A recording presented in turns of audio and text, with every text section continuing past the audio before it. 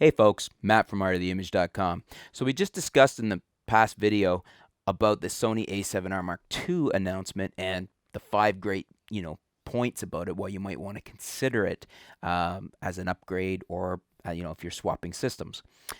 I'm not going to be buying it, and I just wanted to discuss some of the reasons you might not want to. And what it really comes down to is your needs. It doesn't fit my needs right now, right here and now.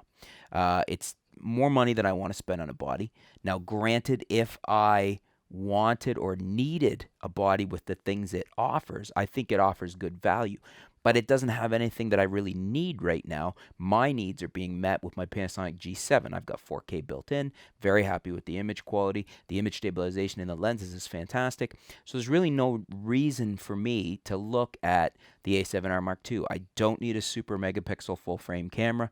By all means, again, that's my needs. If your needs are such that you need a high megapixel camera, if you need full frame, if you need something with really good in-body image stabilization, if you need 4K video, then maybe it is one for you.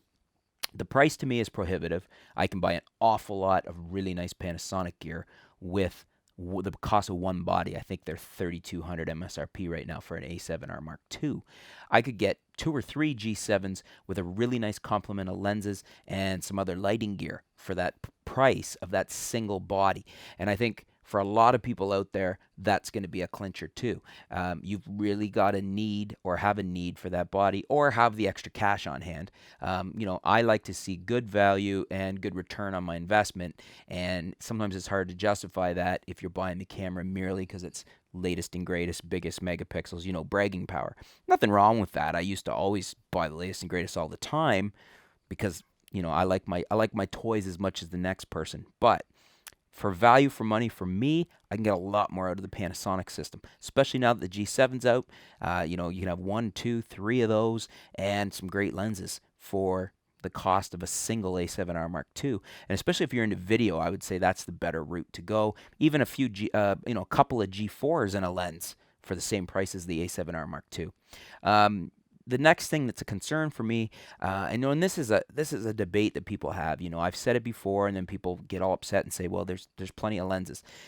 The point is that I think the Sony lens lineup is weak. I think that the native lenses aren't as large of a lineup, as much of an offering as say Canon, Nikon, or Panasonic, or the Micro Four Thirds system, and some of the lenses that you get, like for instance, the A6000's kit lens is a very weak performing lens. It's okay. If you just want to take snapshots of the family, you're probably not going to notice it.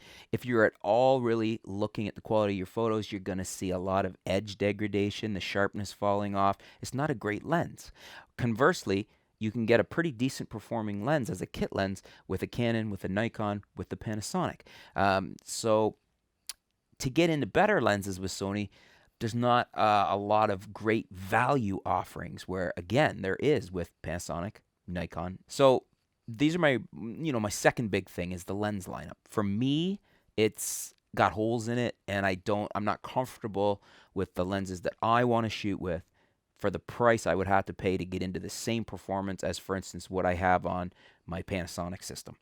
My Panasonic system, the 14-140 delivers in spades, and it's probably outperforms a lot of lenses that are higher priced and less range. Yet it gives me that huge range and very good performance, very good micro contrast, very good everything. I love the lens. And then I added my 42.5 f1.7. I got my fast prime, and it's really nice. So for me, Sony's lacking in lenses and lacking in decent lenses at a good price. So that's probably the second big thing. And so we got price, we've got lenses, and then the other issues that we're hearing about, short battery life. That's really important. Not so much in photos, but on video it is.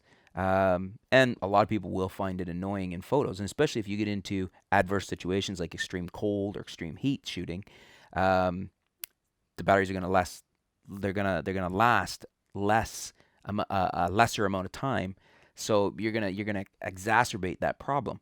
So that's an issue. The camera itself overheating. There's been talk about a lot of the Sony cameras filming in video overheating and having problems and whatnot. So those are probably, I guess, 3 and 4 points to consider for me why I wouldn't choose it, because these things don't bode well for me and my needs and what I use the camera for.